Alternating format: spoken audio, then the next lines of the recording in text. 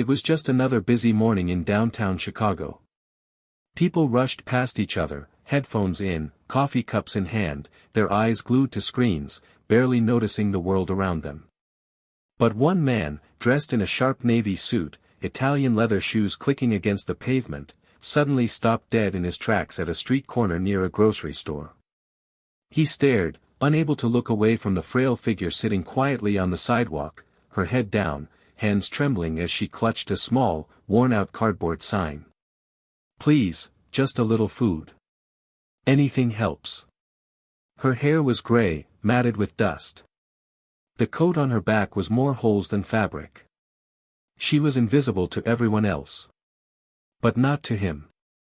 Tears welled in his eyes as he stepped closer, his voice barely above a whisper. "Mom." The woman slowly looked up, her faded eyes locking with his. She blinked several times, as if trying to clear a fog from her mind. His face was unfamiliar, but something about the way he looked at her, the emotion in his eyes, it sent a chill down her spine. I'm sorry, do I know you?" she stammered. His hands shook as he crouched down, now eye level with her. I think you might be my mother." The woman looked at him, confused and cautious. But she didn't pull away. Something about this man's presence felt safe. Familiar. She searched his face, trying to remember. "Ma'am, my name is Daniel Ross. I was adopted when I was 3. I never knew who my real mother was. But, your face. Your eyes. I've seen them in the only photo they gave me from the agency. You look just like her." She froze.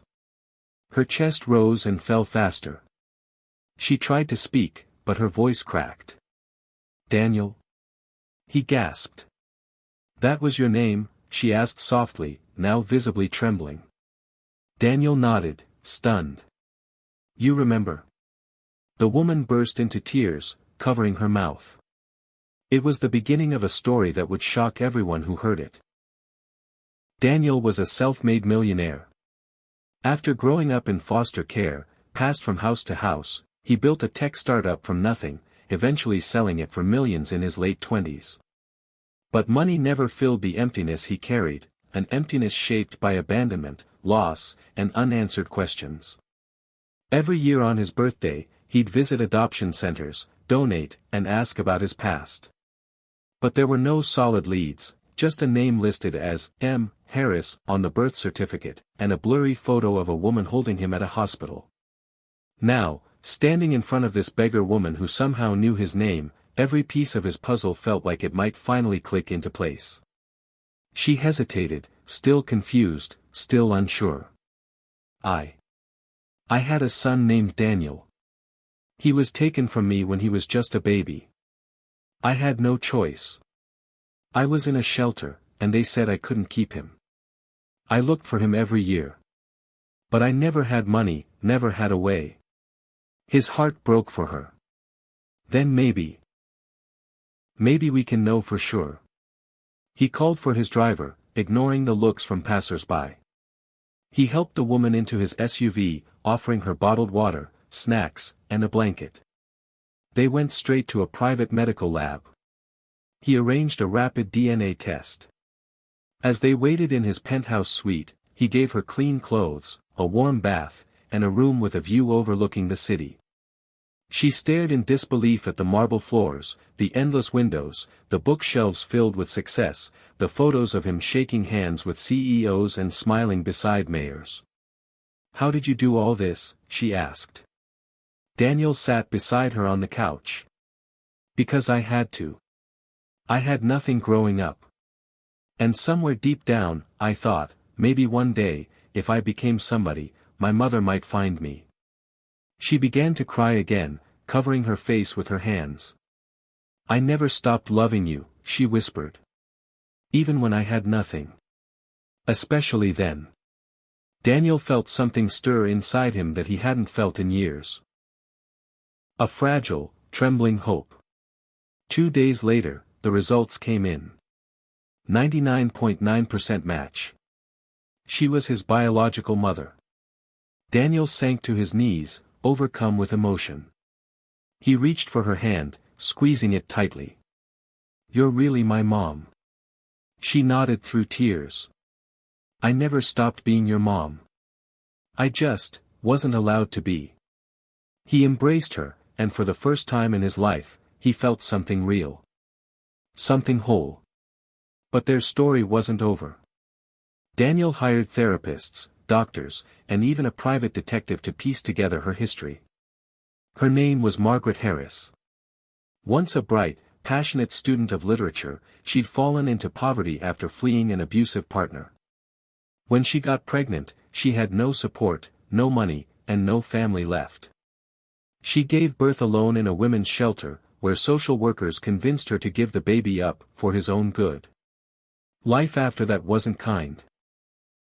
She spiraled into homelessness, job after job lost, untreated mental health issues, and the crushing grief of losing a child she never stopped dreaming about. Now, she had a second chance. And so did Daniel. At first, it wasn't easy. She had trouble adjusting to the luxury around her. Sometimes she'd panic and hide food, afraid it would run out. Other times she'd disappear for hours, too overwhelmed to speak. The scars of years on the street didn't fade overnight. Daniel stayed patient. He hired a live-in support worker, slowly introduced her to healthy routines, and spent time reading poetry with her, something she loved in her youth. "I always hoped you'd be kind," she said one night as they sat watching the sunset. "I never imagined you'd be this good." Daniel smiled, his voice gentle. "I think I was waiting for someone to give that goodness to." One day, Daniel made a bold decision. He went on national television and told their story. "I found my mother homeless on a street corner. She gave me up because she had no other choice. This isn't just my story, it's the story of thousands of families torn apart by poverty." The response was overwhelming. Donations poured in for homeless shelters, especially ones focused on mothers and children. Daniel started a foundation named the Margaret Project to help reunite lost families and give second chances to those in need. Margaret, once silent and withdrawn, now spoke at events. She shared her journey with dignity, reminding others that no one should be defined by their lowest moment. At one fundraiser, she stood before a crowd of hundreds and said, "My son gave me back my name. My life. And now I want to do the same for others." The audience gave her a standing ovation. 1 year later, on the anniversary of their reunion, Daniel held a small gathering at his home. Friends, journalists, foundation partners, and a few of his former foster parents came to celebrate. As speeches ended and laughter filled the room, Margaret took Daniel's hand and whispered, "I'm proud of the man you became. And I'm so sorry I wasn't there." He pulled her into a hug. "You were always there, Mom. In everything I chased, everything I wanted to be. You were the reason." They stood in silence for a moment, hearts full. Not every story has a perfect beginning. Not every path is straight. But in that moment, with love found again and pain turned into purpose, their ending was everything it needed to be. And maybe, just maybe, that was perfect enough.